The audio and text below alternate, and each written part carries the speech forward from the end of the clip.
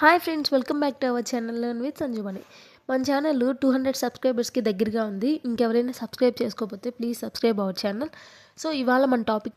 So ఇప్పుడు మనం back end side గురించి మాట్లాడుకుందాం. బ్యాక్ ఎండ్ అంటే ఏంటంటే ఫిజికల్లీ ఇంప్లిమెంటేషన్ స్టేజ్ అనమాట. అంటే చిప్ని ఫిజికల్లీ సిలికాన్ లేఅవుట్గా తయారు చేస్తారనమాట. దీంట్లో ఫస్ట్ రూల్ ఏంటంటే floor plan or power plan engineer అంటారు. ఈ స్టేజ్లో చిప్ యొక్క ఫిజికల్ లేఅవుట్ డిసైడ్ చేస్తారనమాట. మ్యాక్రోస్, మెమరీస్, బ్లాక్స్ని లేఅవుట్గా ప్రాపర్గా అరేంజ్ చేస్తారనమాట.